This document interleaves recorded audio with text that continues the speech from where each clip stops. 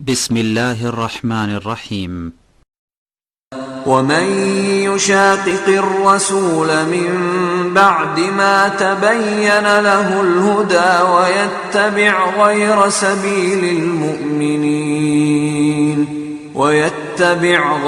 سبيل المؤمنين نوله ما تولى ونصله جهنم وساءت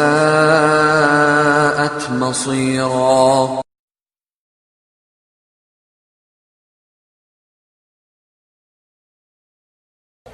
إن الحمد لله نحمده ونستعينه ونستغفره ونؤمن به ونتوكل عليه. من يهد الله فلا مضل له ومن يضلل فلا هادي له. وأشهد أن لا إله إلا الله وحده لا شريك له وأشهد أن محمدا عبده ورسوله. وبعد فأعوذ بالله من الشيطان الرجيم. بسم الله الرحمن الرحيم. إنما يخشى الله من عباده العلماء. اللهم صل وسلم وبارك على عبدك وحبيبك محمد وعلى آله وصحبه أجمعين. জ্ঞানের ভুবন আলামুল Maarif knowledge universe কর্তৃক আয়োজিত আজকের এই জ্ঞান সমাবেশের সম্মানিত উপস্থিতি, অত্র এলাকার সম্মানিত মুসলিম ভাইয়েরা, সম্মানিত মুসলিমা বোনেরা, আলহামদুলিল্লাহ গতবারের মতো এবার ঝড় আসেনি। ঝড় ছাড়াই নিঝুম রাতের নিস্তব্ধ পরিবেশে সমাপ্ত হওয়ার পথে আছে আমাদের এবছরের জ্ঞানের ভুবনের জ্ঞানের আসরটি। আলহামদুলিল্লাহ আপনারা জানেন এই জ্ঞানের ভুবন গত এক বছর আগে থেকে গাজীপুরের এই স্মৃতিধন্য ঐতিহ্যবাহী প্রতিষ্ঠানে তার যাত্রা শুরু করেছে আল্লাহ রাব্বুল ইজ্জত ওয়াল জালালের উপর ভরসা এবং তাওয়াক্কুল করে। জ্ঞানের ভুবন নামটি আমরা দিয়েছি এই জন্য যে মানব জাতি জ্ঞান দ্বারাই ফেরেশতা জাতির উপরে শ্রেষ্ঠত্ব পেয়েছে। জ্ঞান না থাকলে মানুষ মৃত, আর জ্ঞান থাকলে মানুষ জীবিত। জ্ঞান কাকে বলে? পৃথিবীর অধিকাংশ জ্ঞানীরা জানে না জ্ঞান কাকে বলে। এটা বড় আশ্চর্য একটি প্রশ্ন, বিস্ময়কর একটি বিষয় যে জ্ঞানীদের অনেকেরই জানা নেই জ্ঞান কাকে বলে। জ্ঞানী আলো সব বিদ্যালয়ে লেখা থাকে, কিন্তু সেই বিদ্যালয়ের প্রধান শিক্ষক থেকে শুরু করে একেবারে ক্লাস 1 ছাত্র পর্যন্ত হয়তো জানেনই না জ্ঞান কাকে বলে। এই জন্য আগে জ্ঞানকে চিনতে হবে। জ্ঞান কি জিনিস? জ্ঞান হলো মারিফাতুল আবদি রব্বাহু ওয়া দীনহু ওয়া নবিয়হু ওয়া কিতাবাহু। একজন ছাত্র জ্ঞানের একজন অন্বেষক। 4টা জিনিস জানলে সে জ্ঞানী। এই 4-এর ভিতরে সারা মহাবিশ্বের সমস্ত জ্ঞান পুঞ্জীভূত হয়ে যাবে, এই 4-এর বাইরে যাবে না। জ্ঞানের প্রথম সূচনা হবে মারিফাতুল আবদি রব্বা, বান্দা তার স্রষ্টাকে প্রতিপালককে জানবে। তার সম্পর্কে জ্ঞানের সুতোয় রব্বুল আলামিনের সাথে আগে তার সম্পর্ক রচিত হবে। প্রথমেই রবকে জানা, তার যে বিউটিফুল নেমস, পরম সুন্দর নামগুলো আছে, তার যে অনন্ত গুণাবলী আছে, সেই গুণাবলী সহ প্রথমেই তাকে তার স্রষ্টাকে, প্রতিপালককে, রবকে চিনতে হবে। এটা না হলে সবই মিছা। 0,0,0,0,1 কোটি জিরো লেখলে কত হবে? কিছু হবে না। কেন কিছুই হলো না? এতগুলো জিরো, এক নাই। কি নাই? এক নাই, সংখ্যা নাই। কিন্তু একের পরে যদি জিরো দেন 10, আরো জিরো দেন 100, আরো জিরো দেন 1000, বাড়তেই থাকবে। প্রথমেই মারিফাতুল আবদি রব্বা, বান্দা যিনি তাকে রচনা করেছেন ওই মহান শিল্পীকে সে চিনবে, যে শিল্পী এত সুন্দর নিপুণ হাতে এই দুটো চোখ এঁকে দিয়েছেন, আলপনা এঁকে দিয়েছেন, তার চেহারা জুড়ে, সমগ্র অস্তিত্ব জুড়ে তাকে চিনবে। এটা হলো জ্ঞানের এক, এখান থেকে জ্ঞান শুরু। দ্বিতীয়, প্রত্যেক জ্ঞানীকে জ্ঞান অর্জন করতে হবে দীনহ, দিন, তার সঠিক কর্মধারা এই পৃথিবীতে কি ধরনের কর্মময় জীবন তাকে যাপন করতে হবে, জীবন মরণ বিধান কি এসেছে আল্লাহর পক্ষ থেকে, সেই অনুসারে কি জ্ঞান অর্জন করতে হবে, সেই জ্ঞানটি তাকে শেখা। তার ঈমান, তার তাওহীদ, তার সালাত, তার যাকাত, তার সিয়াম, তার হজ, তার ব্যক্তিগত ব্যবহারিক জীবনের যাবতীয় বিষয়, পারিবারিক জীবন, সামাজিক জীবন, রাষ্ট্রীয় জীবন, আন্তর্জাতিক জীবনের যাবতীয় বিধিবিধান কি আছে এগুলো জানা।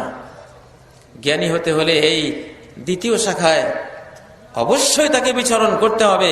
তৃতীয় হলো অনবিয়া, তার নবীকে, তার জ্ঞানের সর্বপ্রধান মানব শিক্ষক, মানব জাতির মধ্যে সর্বশ্রেষ্ঠ শিক্ষক কে, তিনি কোথায় এসেছিলেন, কবে এসেছিলেন, কে ছিলেন, কি তার নাম, কি তার গুণাবলী, কি বৈশিষ্ট্য, কি আহ্বান ছিল, কি নিয়ে এসছেন পৃথিবীতে, কি জ্ঞানের সমাহার রেখে গেছেন মানব জাতির জন্য, এগুলো জানতে হবে। কোন এক স্কুলের ক্লাস 9-এর ছাত্রীকে যখন জিজ্ঞাসা করা হলো মুহাম্মদ সাল্লাল্লাহু আলাইহি সাল্লাম কে ছিলেন, এই বাংলাদেশেরই কোন এক স্কুলের সেই ক্লাস 9-এর ছাত্রী উত্তর দিয়েছিল, আমি ঠিক জানি না, তবে শুনেছি আরব দেশে একজন এই নামে লোক এসেছিলেন। নাউজুবিল্লাহ। ও জ্ঞানের বিদ্যাপীঠে বসে সে আবু জাহাল, উম্মু জাহাল, আবু জাহাল মানে অজ্ঞতার জনক, আর উম্মু জাহাল মানে অজ্ঞতার মা। সে তো মেয়ে মানুষ, সে অজ্ঞতার মা হিসেবে নিজেকে জাহির করলো। ওই ঐশীর কথা বাদেই দিলাম যে ঐশী মা বাবা দুইজনকেই খুন করলো। 4 নম্বর, জ্ঞানী হতে হলে জানতে হবে কিতাব। পৃথিবীতে একটি কিতাব আছে, আর কোনো কিতাব নাই, বাকি সব নোটবুক, নোট খাতা। যালিকাল কিতাব, এটাই হলো আল কিতাব তিবিয়ানাল লিকুল্লি শাই। দুনিয়ার যত জ্ঞান, বিজ্ঞান, ইতিহাস, ভূগোল, বায়োলজি, জিওলজি, যত কিছু আছে, যত জ্ঞানের শাখা আছে, যত সায়েন্স আছে, সমস্ত জ্ঞান, সায়েন্স, সবকিছুর উৎস আকর বর্ণনা হলো আল কোরআন। 6236টি আয়াত রয়েছে। আয়াত সীমিত, শব্দ সীমিত, বর্ণ সীমিত, কিন্তু এর জ্ঞান অনন্ত, অসীম। লিআন্নাহু সিফাতুর রহমান, কারণ কোরআন হলো পরম করুণাময়ের গুণ বিশেষ। আর রহমানের কোন গুণ সসীম হয় না, অনন্ত অসীম। এক সূরা ইখলাসের ব্যাখ্যা যদি আজকে 750 কোটি মানুষ করে, তারপরও থেকে যাবে, শেষ হয়ে যাবে না। লা তানকাদি আজাইবুহু, কোরআনের বিস্ময়কর জ্ঞান বিজ্ঞানের ব্যাখ্যা, এর অবদান কখনো কেউ শেষ করতে পারবে না। এই 4টা জিনিস যিনি জানেন তিনি জ্ঞানী, তিনি জ্ঞানের ছাত্র। তার জন্যই ফেরেশতারা পাখা বিছিয়ে দেবে। ইন্নাল মালাইকা লা তাদাউ আজনিহাতাহা রিদান লিতালিবিল ইলম, অথবা লিতালিবিল ইলমি রিদান বিমা ইয়াসনা, ফেরেশতারা নূরের পাখা বিছিয়ে দেয় এই 4টি জ্ঞানের যে অন্বেষণকারী তার জন্য। আমি আবার বলছি, 4 জ্ঞানের ভিতরে সব আছে। জ্ঞানের ভুবন এই 4টি বিষয় আপনার সন্তানকে জ্ঞানী করে তুলবে, যে 4-এর ভেতরে মহাবিশ্বের সব জ্ঞান রয়েছে। আপনার সন্তান জ্ঞানের ভুবনে পড়লে আপনাকে নিয়ে যাবে একবারে আরশের উপরে। আর রহমান আলাল আরশি ইস্তাওয়া, ওই দেখো রহমান আরশের উপরে সমাসীন। কোথায় নিয়ে গেল? ওখান থেকে আপনাকে নিয়ে যাবে একেবারে সাগরের তলায়। ওয়াল বাহরিল মাসজুর, কসম ওই সাগর, ওই সাগরের, যেই সাগরের তলায় অগ্নি প্রজ্বলিত করা হয়েছে, পানির নিচে আগুন জ্বলছে। আজকের বিজ্ঞান দেখিয়ে দিয়েছে কোরআনের এই শপথ কতটা সত্য। আগ্নেয়গিরি মহাসাগরের তলদেশ থেকে উদ্গীরণ করে, সুবহানাল্লাহ। নিচে যদি আগ্নেয়গিরি না থাকতো, সমুদ্রের পানি বরফ হয়ে সমস্ত প্রাণী উদ্ভিদ মরে সাফ হয়ে যেত। এই জন্য ভিতরে আগুন আছে। জ্ঞানের ভুবনের স্টুডেন্ট আপনাকে নিয়ে যাবে ওই পাতাল তলে, সেখান থেকে নিয়ে যাবে অল জিবাল আউতাদা, পৃথিবীর পর্বতমালায় কোরআনিক জার্নি করিয়ে নিয়ে আসবে আপনাকে। যে এই যে পাহাড় তোমরা দেখো, এই পাহাড়ের উপরে যা দেখছো এটা তার কাটার মাথার মতো সামান্য অংশ। আল্লাহর কোরআন বলছে এটা একটা কিনক, এর মূল অংশটা নিচে। নিচে কতটুকু অংশ আছে? ওই আয়াতটির জন্য আল্লাহ তাআলা অনেক জ্ঞান বিজ্ঞান মানুষের দ্বারা আবিষ্কার করিয়ে এই আয়াতটি বুঝার জন্য সহজ করে দিয়েছেন। প্রায় 50-52 কিলোমিটার নিচু পর্যন্ত, টেকটনিক প্লেট পর্যন্ত এই পাহাড়ের বিস্তৃতি রয়েছে। ওয়াল জিবাল আউতাদা, সেখান থেকে আপনাকে জ্ঞানের ভুবনের স্টুডেন্ট নিয়ে যাবে কোথায়? এই সবুজ পৃথিবীর সবুজ ছায়াগানা পরিবেশে নিয়ে আসবে।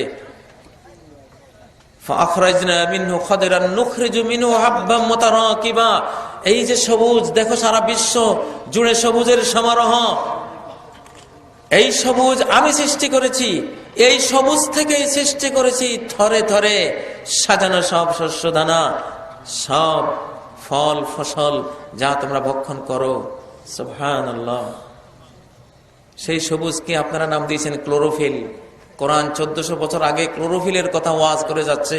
আমি সবুজ ক্লোরোফিল দিয়েই, ওই যে কলা গাছের পাতার মধ্যে যে সবুজ রয়েছে, একসময় দেখা যায় কলা বড় হয়েছে, পেকে গেছে, পাতাগুলো হলুদ হয়েছে, সবুজগুলো গেল কোথায়?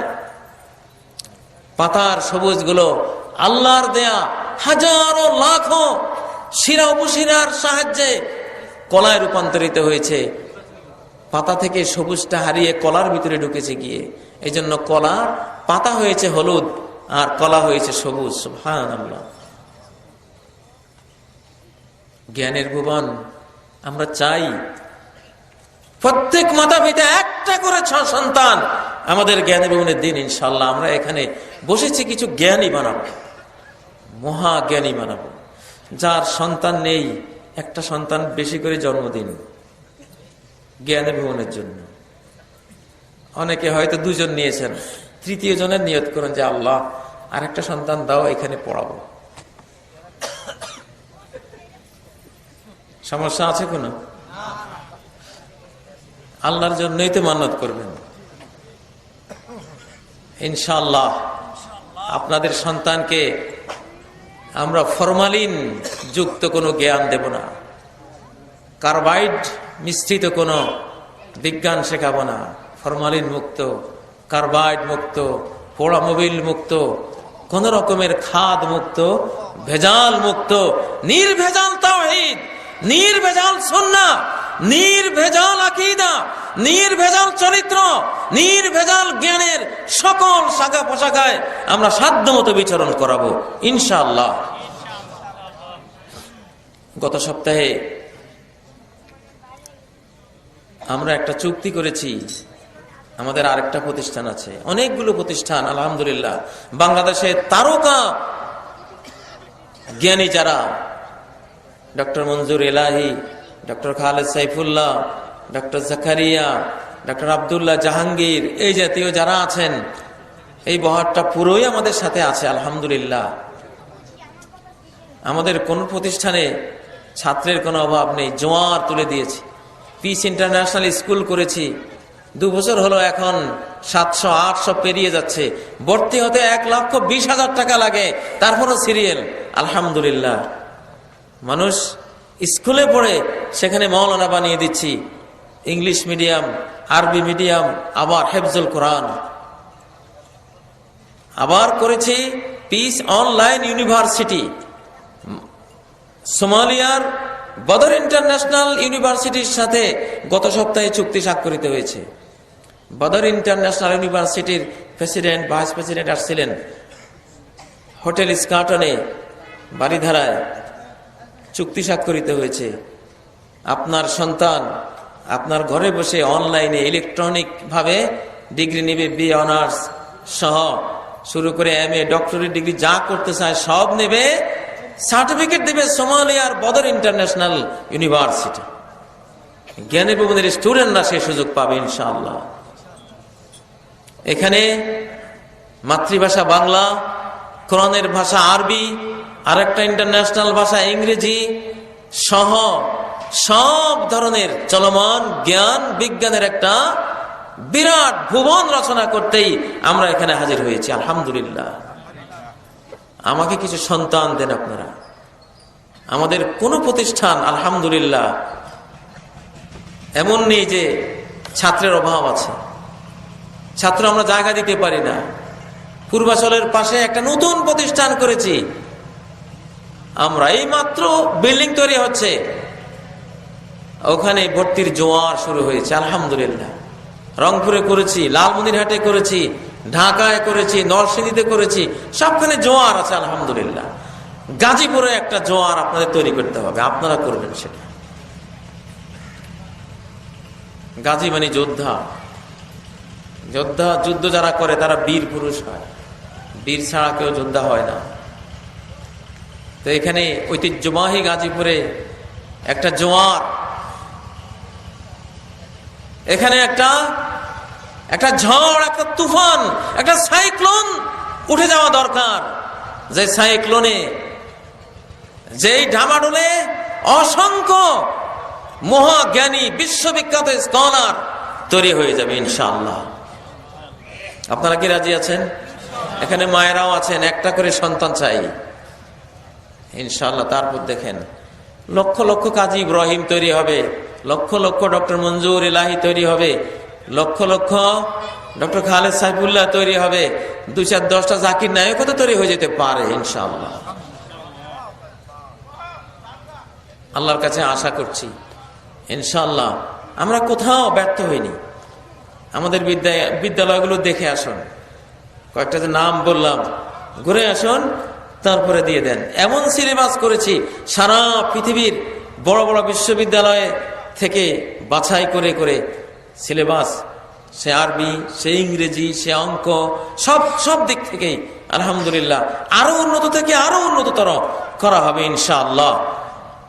সেজন্য আপনাদের দায়িত্ব হলো সন্তানকে আমাদের এখানে দেয়া, আর আমাদের দায়িত্ব হলো আপনার দেয়া যে স্বর্ণের টুকরাটি আছে, একে দুল, নেকলেস, ফুল কি বানাতে চান ইনশাআল্লাহ আমরা বানিয়ে দেব।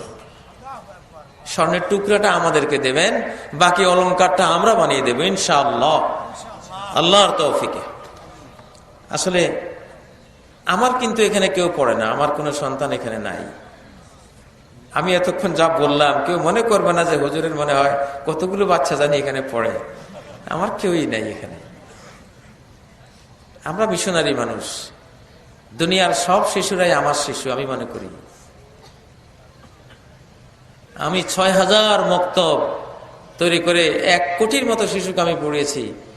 কোনো গ্রাম দিয়ে হেঁটে যেতে যদি কোনো শিশুকে মক্তবের টাইমে আমি দেখি সেই রাস্তা দিয়ে ঘুরে আমার কলিজায় সোচের মতো তীরের মতো বিধে যে হ্যাঁ এই শিশুটা এখন মক্তবের সময় সে রাস্তায় ঘুরছে, তার মাতা পিতার কি কোনো চেতনা নেই? এই যে তার মহামূল্যবান শেখার সময় সে হারিয়ে ফেলছে, এই ক্ষতি কখনো সে পুষিয়ে নিতে পারবে না। এই জন্য আমাদের ভিতরে সেই চেতনাটা আছে বিধায় আপনাদের শিশুর জন্য, নিজের শিশুর জন্য হয়তো এতটা বলি না, আপনাদের শিশুর জন্য যতটা বলি। তা আল্লাহ তাআলা তৌফিক দান করুন, আপনারা এখানে আপনাদের সন্তানদেরকে দেবেন ইনশাআল্লাহ, আমরা অলংকার গড়ে দেব। এখন আপনাদের কিছু প্রশ্ন, আমাদেরকে দেখলেই তো মানুষের মনে কিছু প্রশ্ন জাগে। ঢাকার কোনো গুলো দিয়ে হাঁটতে, জিদ্দায়, দুবাইতে যেখানে যাই, হুজুর একটু দুটো প্রশ্ন, হুজুর একটু চেয়ারে বসেন একটা প্রশ্ন। তো মনে করি ওই যে মিডিয়া এরা দেখে, এই জন্য লাইন না পেয়ে ওই প্রশ্নগুলো এদের ভিতরে জমা আছে, তখন উত্তর দেয়। এখানেও কিছু প্রশ্ন এসছে। জি,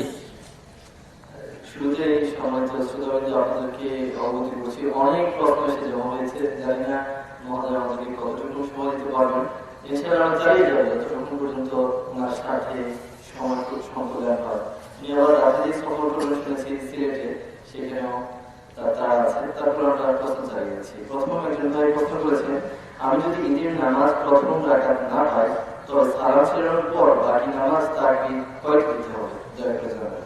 দ্বিতীয় প্রশ্ন করেছে, জানাজার নামাজ যদি তাকবীর কেউ শেষটা পায়, বাকি তাকবীর গুলো না পায়, তবে কি তার নামাজ হবে, বাকি তাকবীর গুলো দিতে হবে?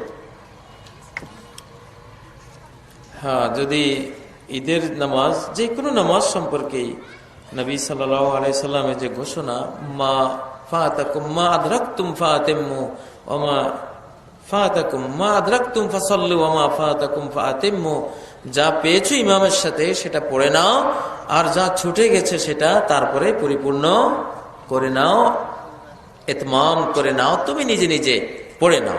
সে অর্থাৎ ঈদের সালাতের মধ্যেও যদি আপনি 1 রাকাত না পান, 1 রাকাত ইমাম সাহেব যেভাবে পড়েন আপনি সেভাবে পড়ে নেবেন। সাধারণত ঈদের সালাত মানুষ হারায় না, কারণ ঈদের সালাতে সবাই একসাথে আসে, অপেক্ষা থাকে। সাধারণত এমনটা হয় না, হলে আপনি যেটা ছুটে যাবে সেটা আপনি পড়ে নেবেন। আর যেটা জানাজার নামাজের তাকবীর যদি শেষটা পান, বাকি তাকবীর গুলো না পান, জানাজা আপনার হয়ে গেল, যতটুকু পেলেন ততটুকু আপনার হয়ে গেল। কিন্তু 1 তাকবীর আমি দেখেছি মক্কা, এবার মাঝে মধ্যে দ্বিতীয় তৃতীয় তাকবীরে শরীক হয়ে তাকবীর সব দিয়ে দিতাম। সংক্ষেপে ইমাম সাহেব অনেক দোয়া পড়েন, তো মদিনায় মক্কায় অনেক লম্বা দোয়া পড়েন, শেষ তাকবীরের পরে তৃতীয় তাকবীরের পরে লম্বা দোয়া পড়েন। তখন সম্ভব হয় যে আমি শুরু থেকে 1 তাকবীর দিয়ে সূরা ফাতিহা পড়লাম, আরেক তাকবীর দিয়ে দরুদ পড়লাম, আরেক তাকবীর দিয়ে ওনার সাথে দোয়ায় শরীক হলাম। আর যদি শরীক না হতে পারেন, ইমাম সাহেব, বাংলাদেশের ইমামরা খুব ছোট্ট দোয়া পড়ে, মুর্দাকেও ঠকায়, জিন্দাদেরকে ঠকাতে ঠকাতে অভ্যাস এত খারাপ হয়ে গেছে আমাদের, মরা মানুষকেও ঠকানো শিখেছি আমরা। সূরা ফাতিহা পড়বে না, আর লাস্টে যে কতগুলো দোয়া আছে লম্বা, এগুলো পড়বে না, খালি তাকবীর দিতে দিতে জানাজা শেষ। এগুলো হলো ঠকবাজের জানাজা, এত ঠকানো উচিত না। যাই হোক, তবে কেউ যদি তাকবীর শেষটা পান আর কোনো তাকবীর না পান, আপনার ওইটুকুই হয়ে যাবে। আর যদি সময় কুলান তাহলে আপনি তাকবীরগুলো দিয়ে দিতে পারবেন, ফাতিহা পড়ে নেবেন ইমামের পিছনে, তারপরে দরুদও পড়বেন, তারপরে দোয়া শরীক হবেন ইনশাআল্লাহ। জি,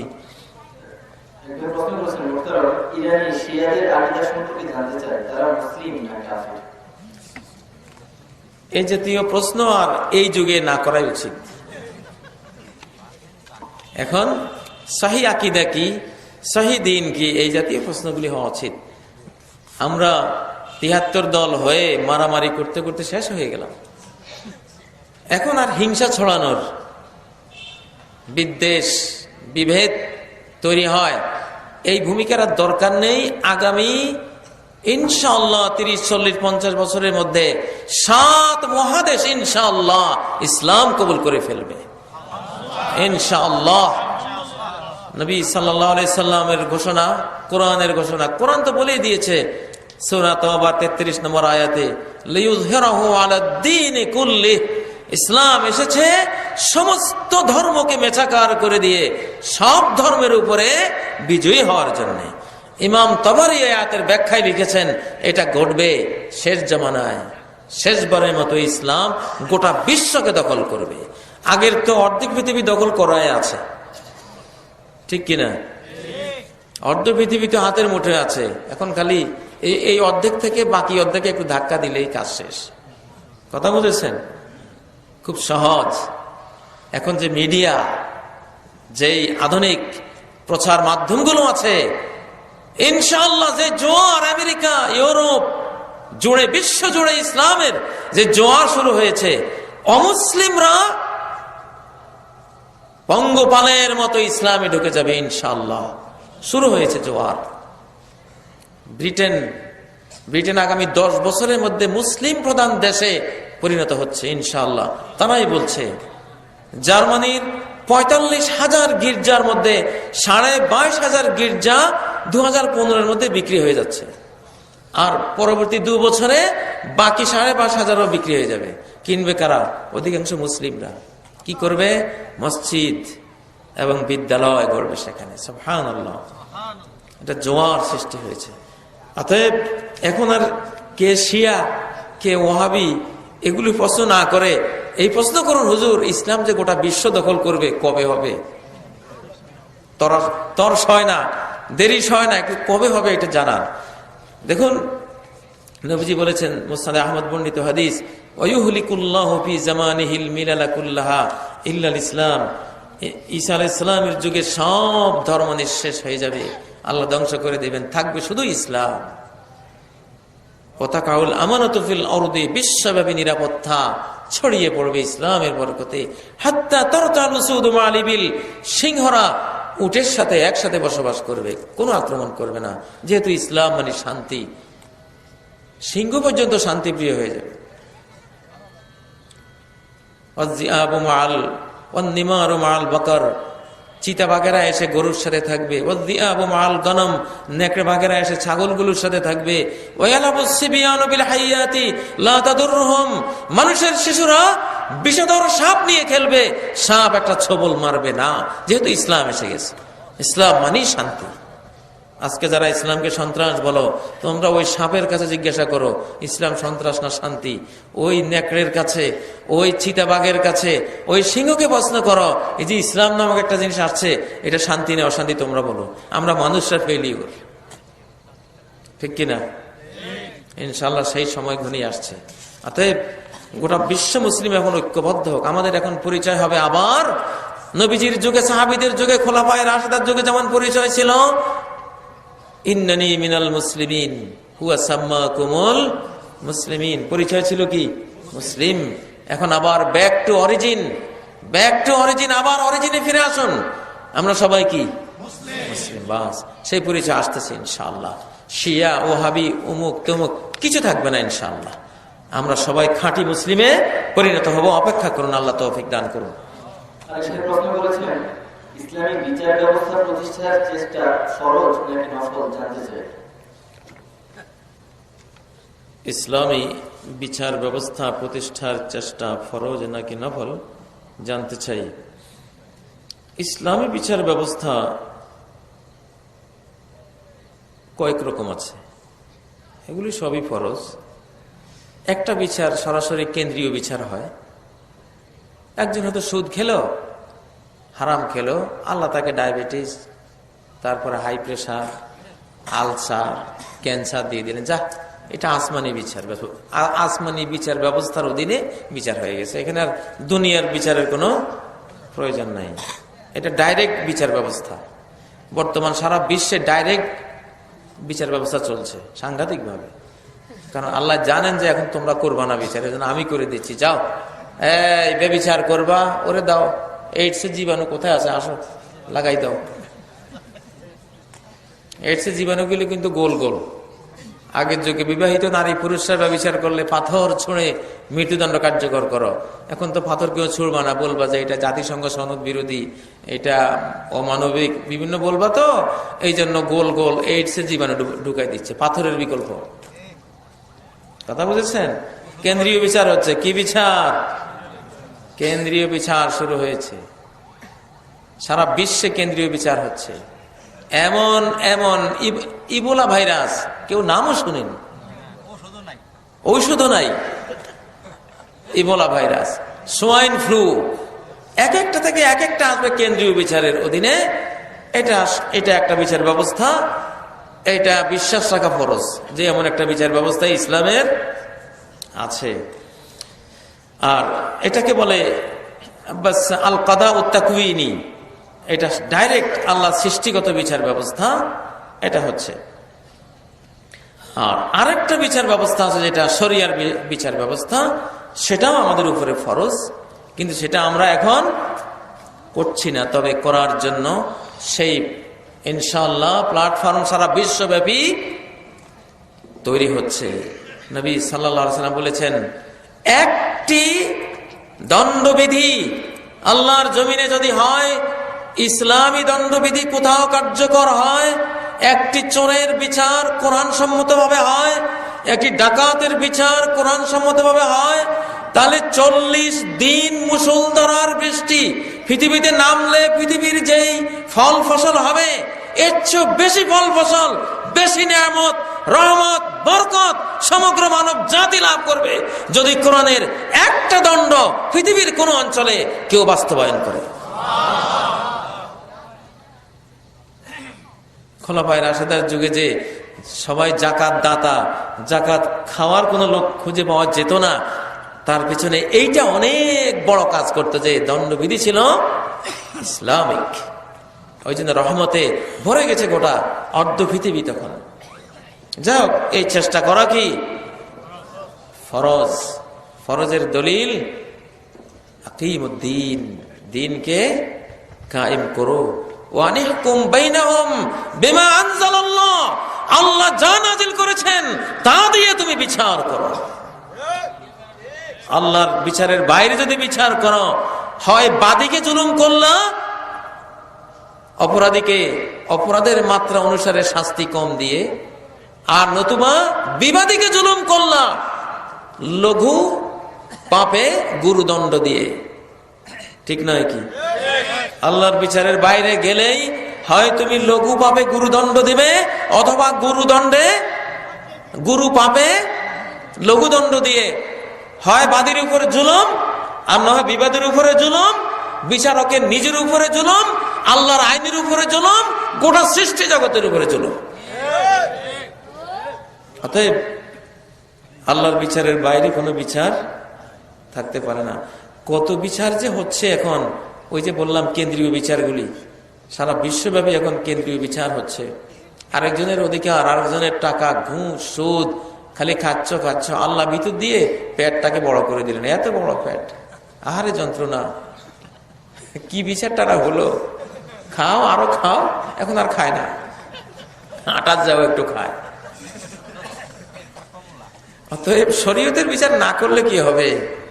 কেন্দ্রীয় তাকওয়িনি বিচার, সৃষ্টিগত স্রষ্টার বিচার কিন্তু থেমে নেই, দুর্দমনীয় গতিতে চলছে। মাঝে মধ্যে ওই বিচারের অধীনে ওই বিচারকের হুকুমে ভূমিকম্প আসবে, ঘর দুয়ার ভেঙে মাথার উপর পড়বে, নার্গিস আসবে, হাইলে আসবে, সিডর আসবে, হুদহুদ আসবে, কত কি, এগুলি সব কেন্দ্রীয় বিচারের তামাশা, সেই বিচারের বিভিন্ন ক্রিয়াকর্ম। আল্লাহ তাআলা আমাদেরকে শরীয়তের বিচার মানার তৌফিক দিন, তাহলে ওইসব কেন্দ্রীয় বিচার আর আসবে না। কেন্দ্রীয় বিচার বড় মারাত্মক, কারণ শরীয়তের বিচারে শুধু অপরাধী শাস্তি পায়, আর কেন্দ্রীয় বিচারে অপরাধী নিরপরাধী সবার উপরে শাস্তি আসে। ওয়াত্তাকু ফিতনাতাল লা তুসিবান্নাল্লাযীনা যালামু মিনকুম খাসসা, ওই আযাবকে ভয় করো, ওই ফিতনাকে ভয় করো যেটা শুধু জালিমকে গ্রাস করবে না, জালিম গায়রে জালিম সবাইকে গ্রাস করবে। জি, একজন প্রশ্ন করেছেন, টঙ্গী ইজতেমার দোয়ার দিন মহিলারা বাড়িতে তাঁবু টানিয়ে যে দোয়া করেন সেটা কি জায়েজ?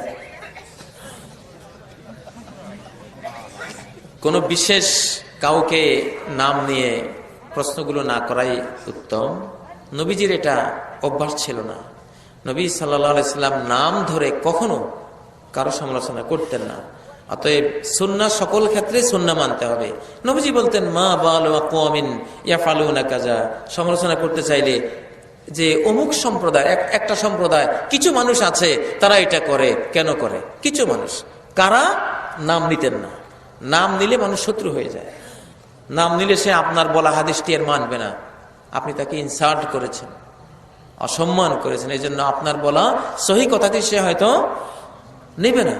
এই জন্য কিছুতে নাম মেনশন করে বলা ঠিক না। বলতে পারেন যে যদি কোথাও এমন ইসলামী জামাত হয়, ইজতেমা হয়, সেখানে একটা আখিরি মুনাজাত হয়, দূর দূরান্তের যদি কেউ এবার শরীক হয়, সেটার হুকুম কি? ঠিক না? ওইভাবে প্রশ্নটা করবেন, নাম নিয়ে প্রশ্ন করবেন না। তবে এইভাবে কোনো অনুষ্ঠান শেষে নবীজির যেই কাফারাতুল মাজলিস, ইমাম ইবনে সিন্নি যে হাদিসটি বর্ণনা করেছেন আমলুল ইয়াউমি ওয়াল লাইলা গ্রন্থে, সহিহ হাদিস, মা জালাসা রাসূলুল্লাহি সাল্লাল্লাহু আলাইহি ওয়াসাল্লাম মাজলিসান ওয়ালা তালা ওয়ালা সাল্লা সালাতান ওয়ালা তালা কুরআনান ইল্লা কাতাবাহুন্না বিকালিমাত। রাসূলুল্লাহ সাল্লাল্লাহু আলাইহি ওয়াসাল্লাম কখনো কোনো ইজতেমা, বিশ্ব ইজতেমা বা কোন সামাজিক ইজতেমা যেখানে তিনি বসতেন, দ্বিতীয়ত অথবা কোন সালাত যদি পড়তেন, তৃতীয়ত কোরআনের কোন আয়াত সূরা যদি পড়তেন, এই তিনটা জিনিসকেই সমাপ্ত করতেন একটি দোয়া দিয়ে। সেই দোয়াটি হলো সুবহানাকাল্লাহুম্মা ওয়া বিহামদিক আশহাদু আল্লা ইলাহা ইল্লা আনত আস্তাগফিরুকা ওয়া আতুবু ইলাইক। দুনিয়ার সব চাওয়া পাওয়া ছোট্ট কথার ভিতরে শেষ হয়ে গেল। আল্লাহু আকবার। আটলান্টিক মহাসাগর ঢুকে আছে এই ছোট্ট কথার মধ্যে। এইটা দিয়েই তিনি সব ইজতেমা, বিশ্ব ইজতেমা, সমাবেশ, মহাসমাবেশ শেষ করতেন। আমাদের উচিত শুধু এইটুকু বলে শেষ করে দেয়া, আর কোন দোয়া, আখেরি মুনাজাত, আউয়ালি মুনাজাত, ইবতিদায়ী মুনাজাত, এগুলি কোনটা না করা। ঠিক আছে? এটাই মুনাজাত, এটাই আখেরি মুনাজাত।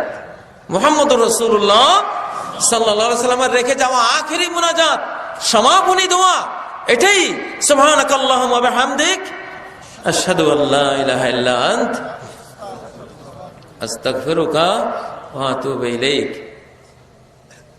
এক ছাত্র পরীক্ষাতে 100টা অঙ্ক লিখে এসেছে, 1 মার্কও পায় নাই।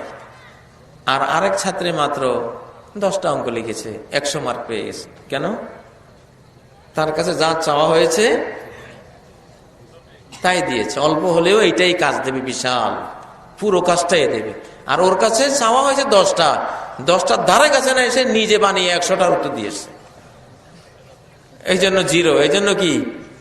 দুনিয়ার যত আখেরি মুনাজাত আছে ফলাফল জিরো, কিছুই পাবে না। কারণ এগুলি চাওয়া হয়নি তোমার কাছে, চাওয়া হয়েছে এটা বলতে সুবহানাকাল্লাহুম্মা ওয়া বিহামদিক।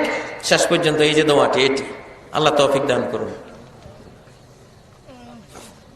আরেকজন প্রশ্ন করেছেন, বর্তমানে বাংলাদেশে প্রতিবাদের মাধ্যম হরতাল, কোন ইসলামী দল কি হরতালকে প্রতিবাদের মাধ্যম হিসেবে গ্রহণ করতে পারে?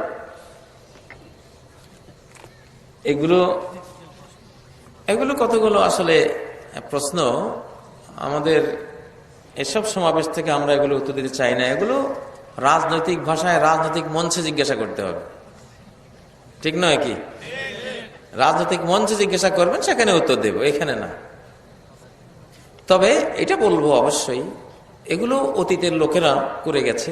কারা এগুলো আবিষ্কার করেছিল, হরতালের এই নিয়মটি কারা দিয়েছিল জানি না। তবে এই হরতালের মধ্যে অনেক জুলুম, অনেক অত্যাচার নিরপরাধ মানুষদের উপরে হয়। অপরাধ করে একজনে, শাস্তি পায় আরেকজনে। অথচ আল্লাহর কোরআনে আল্লাহ বলেছেন ওয়ালা তাজিরু ওয়াজিরাতুন ওয়িজরা উখরা, কোন একজন অপরাধী আরেক অপরাধীর অপরাধের বোঝা বহন করবে না। আরেকজনের কৃত অপরাধের শাস্তি একজন নিরপরাধী ব্যক্তি কখনো বহন করবে না। এগুলি চেঞ্জ হওয়া দরকার। আমাদের রাজনৈতিক সংস্কৃতিগুলি ইসলামাইজেশন হওয়া দরকার। ইনশাআল্লাহ চেষ্টা চলছে। এগুলি একদিন এসব জিনিস থেমে যাবে ইনশাআল্লাহ। এগুলো অতীতের কিছু লোকেরা যাদের জ্ঞান ছিল না, 4 বিষয়ে যাদের জ্ঞান ছিল না, তারা আবিষ্কার করে আবর্জনাগুলো রেখে গেছে। সে আবর্জনার সাগরে এখন আমরা হাবুডুবু খাচ্ছি। এই আবর্জনা থেকে মুক্ত হতে হবে। ৭৩ দল, যে ৭৩ দল ৭২ দল গোমরা, কাজী ইব্রাহিম একটাও বানায়নি। আলহামদুলিল্লাহ, শেখ আব্দুল মালিক মাদানী উনিও একটাও বানায়নি। এগুলো জ্ঞানের ভুবন, আমরা একটাও বানাইনি। দয়া করে কেউ আমাদেরকে খারাপ ভাববেন না। অতীতের লোকেরা বানিয়ে আমাদের মাথার উপরে ফেলে গেছে। কি করতাম কম, মানে এই গোলমালওয়ালারা যে গোলমালগুলো রেখে গেছে, আল্লাহ ওদেরকে হেদায়েত তো মারা গেছে, আল্লাহ ওদেরকে মাফ করুন, অথবা যদি ঈমান না থাকে তাহলে তো সে শাস্তি পাবে। কিন্তু আল্লাহ যাতে আমাদেরকে এসব আবর্জনা থেকে মুক্ত হওয়ার তৌফিক দান করেন। আমরা এই ব্যাপারে দোষী না, আমরা এগুলি একটাও বানাইনি। আল্লাহ তাআলা আমাদের হেফাজত করুন। জি, মাজারের টাকা যারা মসজিদ নির্মাণ করে সেই মসজিদে নামাজ আদায় করা যাবে কিনা। দ্বিতীয় প্রশ্ন করেছে, জ্ঞানে কোনো সন্তান পড়াতে চায়, কম খরচে পড়ার সুযোগ আছে কিনা।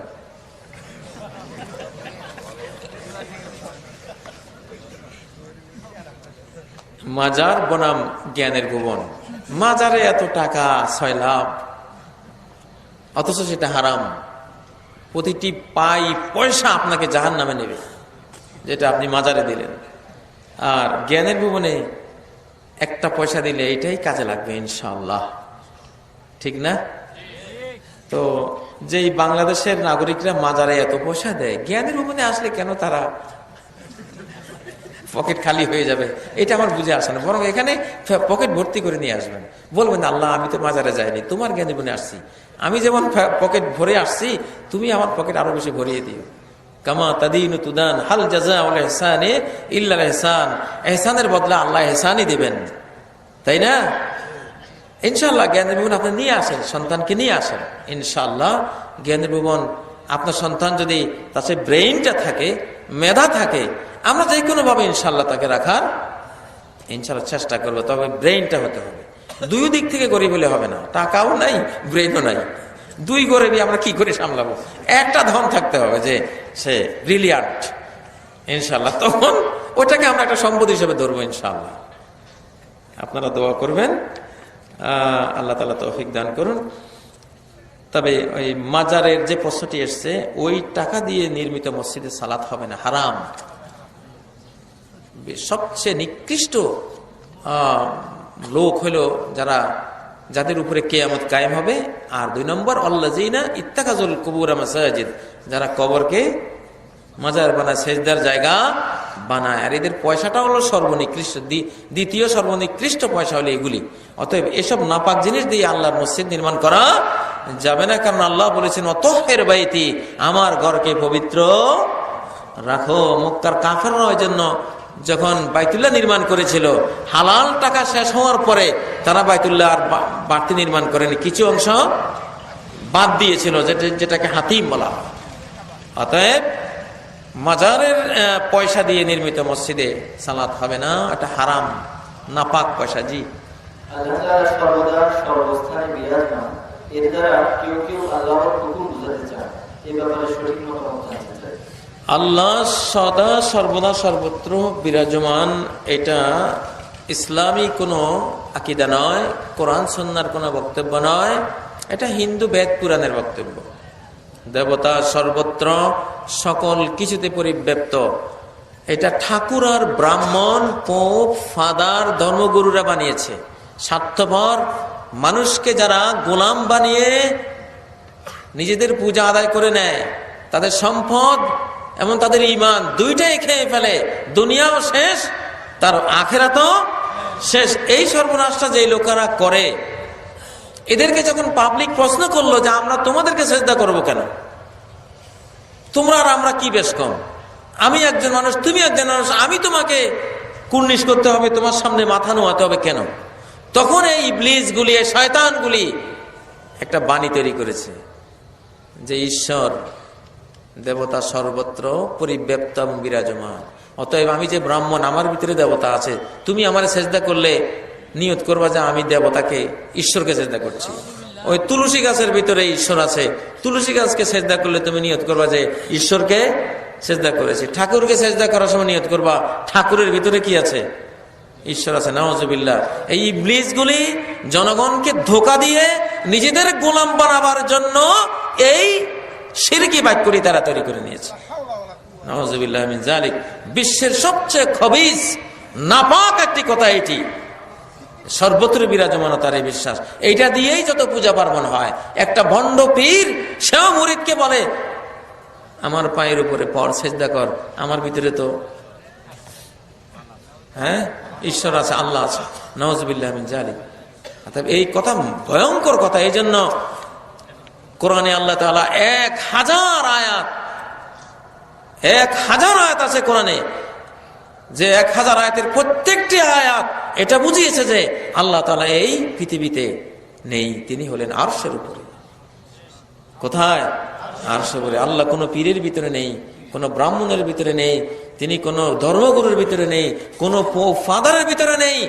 অতএব এদেরকে সেজদা করার কোনো প্রশ্নই আসে না, এরা মিথ্যাবাদী। আল্লাহ কেবলই আর রহমানু আলাল আরশি ইস্তাওয়া, রহমান কেবল আরশের উপরেই সমাসীন, আর কোথাও নয়। অতএব এগুলির পূজা করো না তোমরা, এরা মিথ্যাবাদী। ঠিক নয় কি? অতএব ওই কথাটি কত ভয়ঙ্কর কথা। এই জন্য ইমাম আবু হানিফা, ইমাম শাফি, ইমাম মালিক, ইমাম আহমদ সহ ইমাম বুখারী, মুসলিম, তিরমিজি, নাসাই, সমস্ত সাহাবী, তাবিঈন, সকল আম্বিয়া সবাই বলেছেন যে মনে করবে যে আল্লাহ সর্বত্র বিরাজমান সে কাফের, তার ঈমান নেই। আল্লাহ যে কোরআনে বলেছেন ওয়াহুয়া মাআকুম আইনামা কুনতুম, যেখানে থাকুন না কেন আল্লাহ তোমাদের সাথে আছেন, সেটা হলো জ্ঞানের সাথিত্ব। ওই আয়াতের শুরুতে ইয়ালামু শব্দ আছে, তিনি জানেন। আরশের উপর থেকে তিনি তোমাদের সব কিছু দেখেন, শোনেন, জানেন। নির্বাচনের সময় যেমন গাজীপুরে বসে আপনারা এরশাদ, জাতীয় পার্টি যারা করেন, আপনারা বলেন যে এরশাদ তুমি এগিয়ে চলো, আমরা আছি তোমার সাথে। এরশাদ হলো রংপুরে, আপনি রইলেন গাজীপুরে। আপনি কেমনে বলেন যে আমরা আছি তোমার সাথে? যারা আওয়ামী লীগ করেন তারা বলবেন হাসিনা তুমি এগিয়ে চলো, আমরা আছি তোমার সাথে। উনি হয়তো গোপালগঞ্জে বা কোথাও রয়েছেন। যারা অন্য কিছু করেন, বিএনপি করেন, তারা বলবেন অমুক খালেদা জিয়া এগিয়ে চলো, আমরা আছি তোমার সাথে। এরা কেউই কিন্তু আপনাদের সাথে নাই।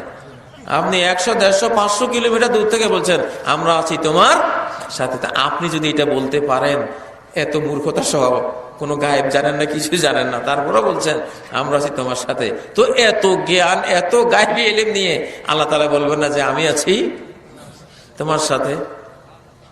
এখানে তোমার সাথে কি অমুক এগিয়ে চলো, আমরা আছি তোমার সাথে, মানে তোমার গায়ের সাথে লেগে আছে, এটা বুঝাচ্ছেন না।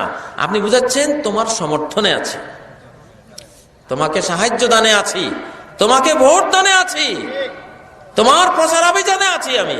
ঠিক না? ঠিক। আল্লাহ বলেছেন তোমার সাথে আছি, মানে তোমার জীবন দানে আছি, জীবন রক্ষাকরণে আছি, তোমার জীবিকা দানে আছি, হেদায়েত দানে আছি, তোমার হেফাজতে আমি আছি। সুবহানাল্লাহ। কিন্তু আমি আছি কোথায়? আর রহমান আলাল আরশি ইস্তাওয়া, কেবল আরশের উপরেই, অ্যাবসলিউটলি তিনি সবার ঊর্ধ্বে।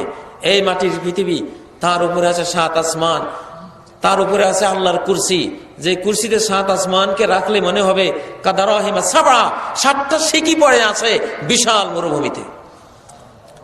এই 7 আকাশের উপরে হলো আল্লাহর কুরসি, কুরসির উপরে হলো মহাসাগর, যেটা সূরা হুদের 6 নম্বর আয়াতে এসেছে ওখানে আরশু আলাল মা, আল্লাহর আরশ হলো পানির উপরে। সেই মহাসাগর পার হতে ঊর্ধ্ব জগতের 500 বছর লাগে, নিম্ন জগতের 3,65,000 বছর লাগে।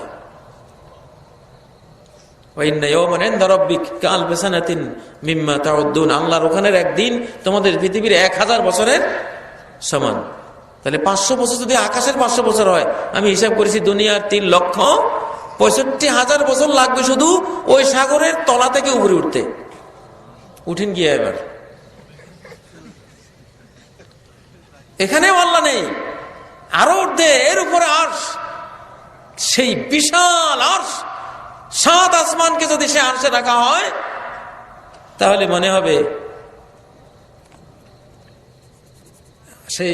সেই মানে 7 আসমান থেকে কুরসি এত বড় যে কুরসির মধ্যে 7 আসমানকে রাখলে সিকির মতো মনে হবে। আরশের তুলনায় কুরসির তুলনায় আরশ এত বড় যে কুরসিকে আরশে রাখা হলে ছোট্ট লোহার একটা রিং এর মতো মনে হবে। সেই আরশের উপরেই, তারও উপরে, অ্যাবসলিউটলি নিরঙ্কুশ ভাবে উপরে আল্লাহ তাআলা, তার হাতের তালুতে যদি মহাবিশ্বকে রাখা হয়, 7 আসমান রাখা হয়, কাখার দালাতিন সাবা, ইবনে আব্বাস বলেছেন 7টা সরিষার দানার মতো মনে হবে। তাহলে আমাদের যে মহাকাশ বিজ্ঞানীরা আছেন সবাই সরিষা বিজ্ঞানী। কি বিজ্ঞানী? এটা নিয়ে আর কি নাচানাচি করো, এত জানো, কি জানো?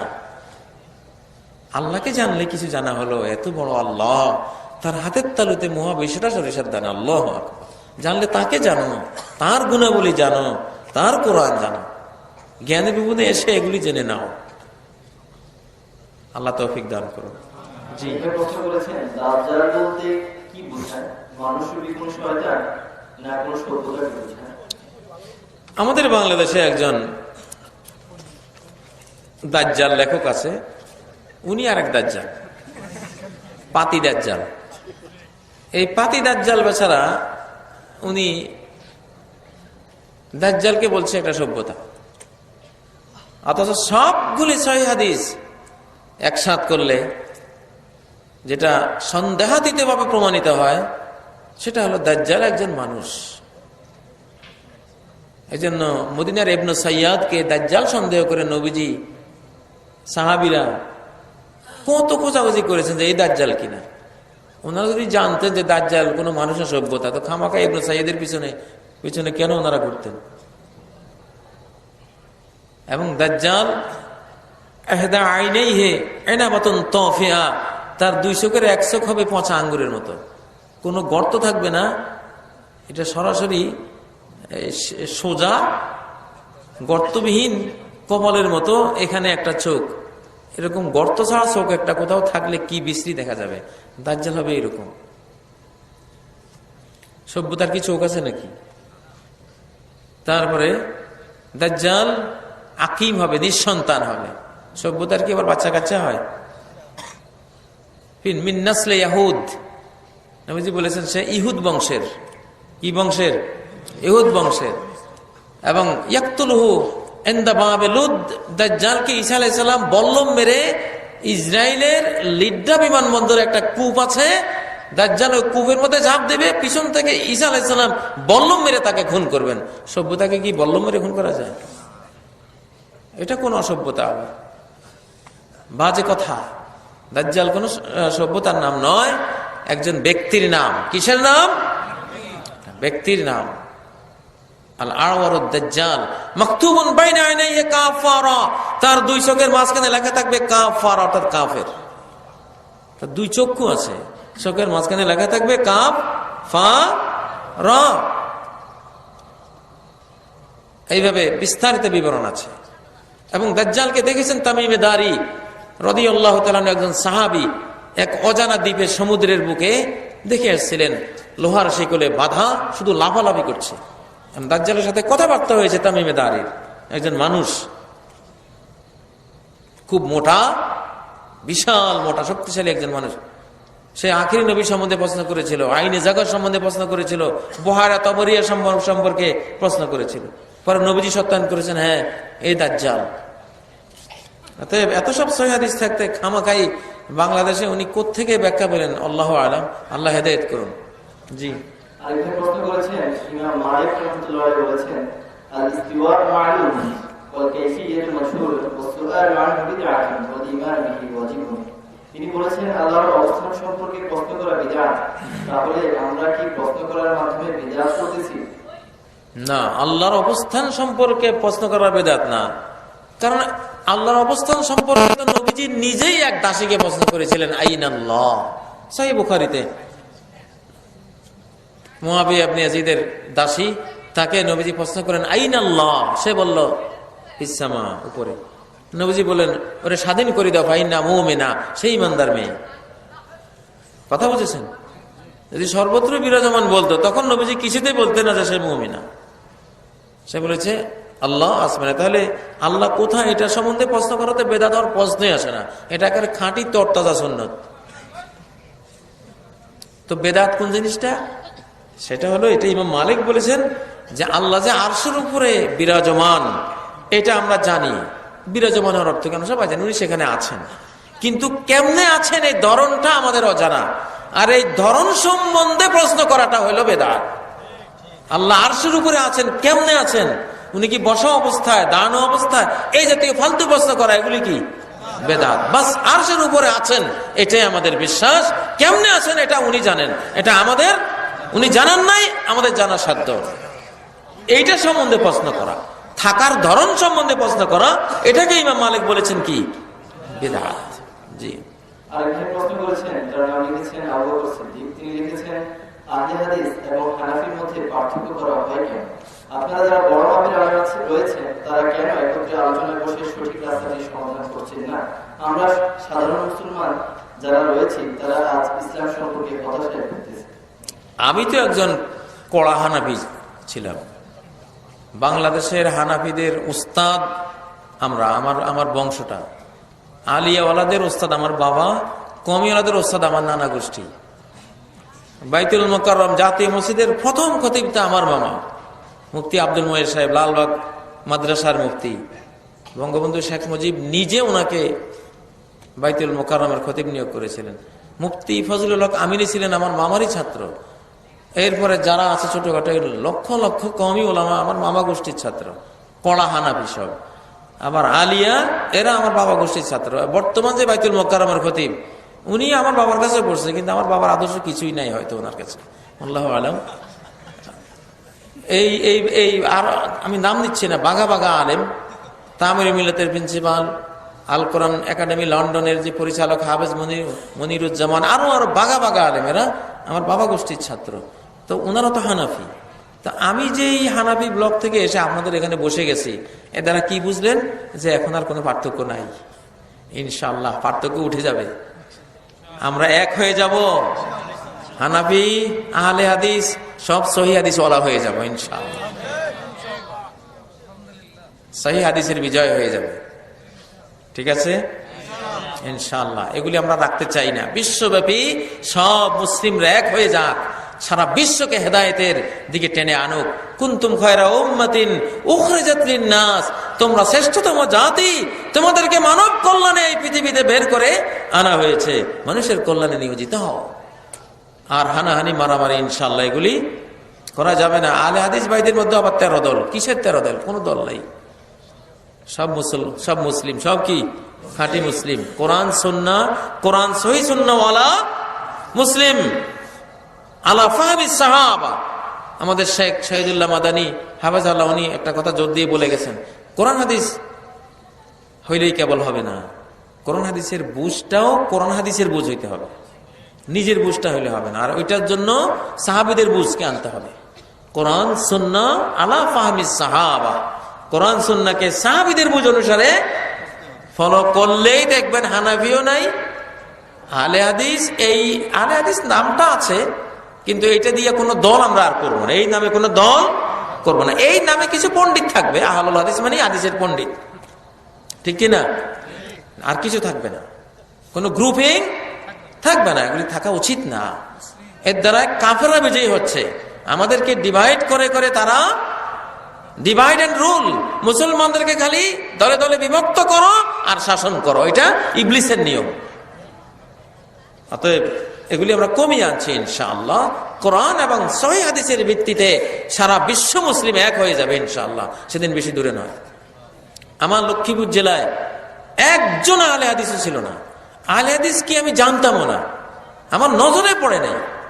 আজকে আমি বশিকপুর, আমার লক্ষ্মীপুরে গেলে আমি দেখি সকল মসজিদে জোরে আমিন চলছে, বুকে হাত বাঁধা চলছে, পায়ে পায়ে মিশা চলছে, সহি আকীদার আলোচনা, সহি সুন্নাহর কথা চলছে। আলহামদুলিল্লাহ, এগুলো তো ইসলামের বিজয়ের লক্ষণ। আল্লাহ তাআলা আমাদের ইসলামকে বিজয়ী করুন।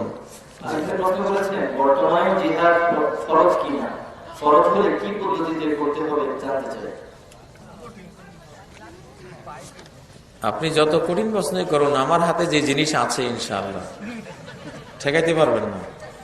নবী সাল্লাল্লাহু আলাইহি ওয়াসাল্লাম বলেছেন, জাহিদুল মুশরিকিনা বিআলসিনাতিকুম বিআনফুসিকুম ওয়া আমওয়ালিকুম ওয়া আলসিনাতিকুম। মুশরিক, পত্তলিক, অর্থাৎ যারা সঠিক দ্বীনের বিপরীতে যারা আছে, বিরুদ্ধে যারা আছে, ওদের বিরুদ্ধে সংগ্রাম করো নিজের জীবন দিয়ে, নিজের সম্পদ দিয়ে, কলম দিয়ে। কি দিয়ে? জীবন, সম্পদ, কলম। এখন আপনি সম্পদ দিয়ে সঠিক দ্বীন প্রচারের সংগ্রামে নিয়োজিত হন, এটা একটা ইসলামী সংগ্রাম। আবার কলম যুদ্ধ করুন, পত্রপত্রিকায় লিখুন, বক্তৃতা করুন, বিবৃতি দিন, ওটা দিয়ে আপনি একটা সংগ্রাম চালাচ্ছেন, ঠিক কিনা? আর যেটা যুদ্ধ বিগ্রহ, এটা রাষ্ট্রীয় দায়িত্ব, এটা হলো রাষ্ট্রীয় দায়িত্ব। আল ইমাম জুন্নাতুন, ইমাম হলো ঢাল, ইউকাতালু মিন ওয়ারাই, একজন রাষ্ট্রনায়কের পেছনে থেকে যুদ্ধ চলবে। একটা রাষ্ট্রীয় তত্ত্বাবধানে কি চলবে? যুদ্ধ চলবে। যখন তখন যে সে যুদ্ধ করবে না। আর এটা তো মুসলিম দেশ, আমাদের দেশটা মুসলিম দেশ। এই দেশ যখন হিন্দু ছিল, যখন তারা বৌদ্ধ ছিল, বিভিন্ন ধর্মের লোক ছিল এখানে, তখনও তো এই দেশ যুদ্ধ করে এখানে মানুষেরা মুসলিম হয়নি। এখানে দাওয়াত ধর্মপ্রচারেই আলিম উলামা, ব্যবসায়ী, যারা আল্লাহর বন্ধু ছিলেন, তাদের হাতে এই দেশের কোটি কোটি মানুষ ওইভাবে ইসলাম কবুল করেছেন। অল্প কিছু যুদ্ধ বিগ্রহ হয়েছে, ইতিহাস আমরা পাই অল্প এই দেশে। আর এখন তো আমরা সবাই মুসলিম। আপনি কোরআন শিক্ষা দিন, ধর্মীয় সুন্দর শিক্ষা দিন, ইনশাআল্লাহ দেখবেন খাঁটি মুসলিম এই দেশে সবাই। এই দেশের জনগণ দিন বিরোধী নয়, এদেশের জনগণ তাওহীদ বিরোধী নয়, এদেশের জনগণ সহিহ সুন্নাহ বিরোধী নয়।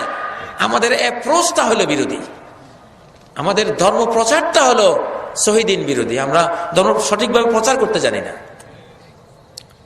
আমরা ইসলাম প্রচার করতে গিয়া একজনকে এমন ভাবে ঘায়েল করি, ও আমার চিরশত্রু হয়ে যায়, ঠিক কিনা? আমাদের কথা, আমাদের ভাব ভঙ্গিমা, আমাদের দাওয়াতের স্টাইল, এগুলি ইসলাম বিরোধী অনেক ক্ষেত্রে। কিন্তু এদেশের জনগণ ইসলাম বিরোধী নয়। সঠিকভাবে বুঝ দিলে এদেশের মানুষ একটা জোয়ারের মতো ইসলামের দিকে আসবে ইনশাআল্লাহ। অতএব সঠিক পদ্ধতিতে আপনারা ইসলামের কথা বলবেন, ইনশাআল্লাহ এদেশে সহিদিন প্রতিষ্ঠিত হয়ে যাবে। মানলে আমরা দিন থেকে এমনভাবে শুরু করব যে রাত মানে এশার সাথে সাথে আমাদের প্রোগ্রামও শেষ, ইনশাআল্লাহ এটা একদিন করব। কারণ এটা নবীজির সুন্নাহ। আহলে হাদিস ভাইয়েরা, সহিহ সুন্নাহ ভাইয়েরাই যদি হাদিস না মানেন, সুন্নত না মানেন, তাহলে কেমনে হবে? বুখারীতে কি হাদিসটি আছে না? কানা ইয়াকরাহুন নাওম ক্বাবলাহা ওয়াল হাদিস বা'দাহা। এশার আগে ঘুমাতে তিনি অপছন্দ করতেন, এশার পরে জাগ্রত থাকাকে অপছন্দ করতেন। তো এশা পর্যন্ত আমরা শেষ করব, সামনে দীর্ঘ প্রক্রিয়া এটা নিয়ে যাব ইনশাআল্লাহ। আজকে আমি এখানে সমাপ্ত করছি। আপনারা আমাদেরকে বাচ্চা দিবেন ইনশাআল্লাহ।